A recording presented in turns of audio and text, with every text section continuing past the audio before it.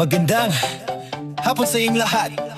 Nandito na si DJ Alvin sa inyong harapan. Handa na ba kayo sa saya, kwentuhan at musika? Ito ang Afternoon Drive. Tara na! Hi everyone, welcome to my vlog and this is Afternoon Drive. My name is DJ Alvin from EuroTV Philippines Entertainment and Starlight Artist Academy. And for today's video, andito po tayo ngayon sa Aberdeen Hotel, which is makakasama natin ang Face of MRJ. So at this point, isa magandang bilag ang kasama ko ngayong araw. And could you please kindly introduce yourself muna? Go. Good day po everyone. I am Shantine Salvador. I am from Batangas City and I've been working with MRJ po since last year po. Oh, what's your name again? Shanti. Shantine po. Shantine. Okay, from Batangas. So galing ka pang Batangas nito, Shantine. Yes po. So anong oras ka umalis ng Batangas? 7 po. 7 a.m.? Wow. Hindi naman masyadong traffic. May service kayo or No, by our car po. commute lang? Or may sariling car? We have our own car po. Wow. Iba talaga mga mayaman. Mga taga Batangas, mayaman talaga yun. Anyway, Shantine, bago ang lahat, kumati ka muna sa mga viewers natin. Go. Hello po everyone. Good day po. Your relatives, friends, schoolmates. Shout out po sa mga friends ko po dyan na taga BSU po. They would always support me po sa mga pageants ko po and mga labanan ko po. And to my family po who would always be there when I needed them. And that they were always there when I needed someone to be with. Yan po. Shantine, ilang taon ka na ngayon? 15 years old po. 15 years old. Yes. Nag-aaral pa ba si Shantine? Yes Or po. anong grade yan?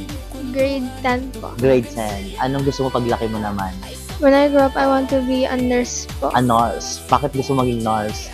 Gusto ko kasi po maging nurse dahil mas sa naging inspiration ko kasi po ang mother ko po because my mother is a nurse. And nakikita ko po kasi na yung mga family ko po when they need help po sa medical or medical assistance po, they go to my mother. So when I grow up, gusto ko na matularan ko din po mama ko po dahil she has been my role model po. Anyway, Shantine, ilang taon ka nag-start sa pagmamodel? Nag-start po is mga 12. 12 years old? Yes. Wow. So, sumasali ka ba sa mga pageant? Yes po. Oh, saan ito? Sa within school po. Sa mga schools. Nananalo naman si Shantine?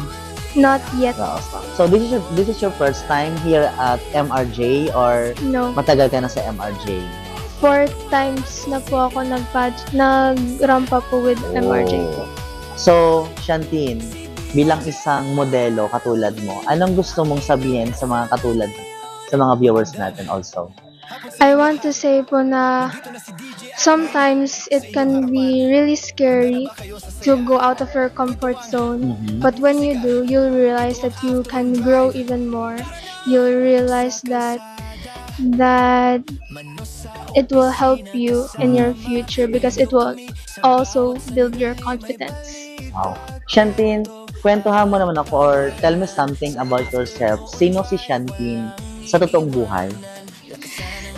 Si Shantine po, I'm very different po when it comes to the actual version of me po because mahiyaan po ako sa school, hindi po ako naimik masyado. Pero here po sa modeling, I can show a different part of me, a part of me that's confident and it's helping me to learn more about myself. Si Shantine ba ay introvert or extrovert? It depends on the person po. Oh.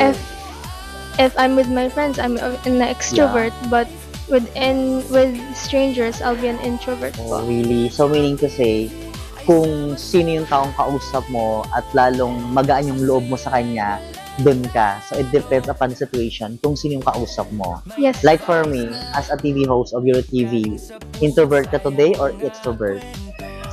Nakaharap mo ako. I would say po, I'm somewhere in between po. All between. Anyway, ganun talaga ang mga bagay-bagay. Minsan hindi natin ma-feel yung kasama natin. Si Shantin po, saan siya masyadong takot? At bakit? If I were to be scared of something, Mhm. dati kasi po, I was scared. I had stage fright po. Nung grade 7 po ako. Pero, it's still with me now. But I learned to cope with it because since nung nag-start po ako sa modeling, yung first time ko po mag-model, natatakot po talaga ako because I feared being judged. But now, I grew more confident in myself. Yes, I'm still afraid, pero nabawasan na po siya. Dahil sa confidence mo. Yes. Alright. Si Shantin, sinong inspiration mo sa buhay at bakit? Mother ko po. Mother. Why? Dahil po, siya yung palagi po nandyan po sa akin. She's the one who would always, siya po yung nag-aalaga po sa akin. Siya po yung nurse and siya din po ang nagpasali po sa akin sa modeling. What I realized about my mother, how she acts reflected on me. And that's why she's my role model. Shantin, if ever pagbibigyan ka ni Lord ng 3 kahilingan, ano ito at bakit?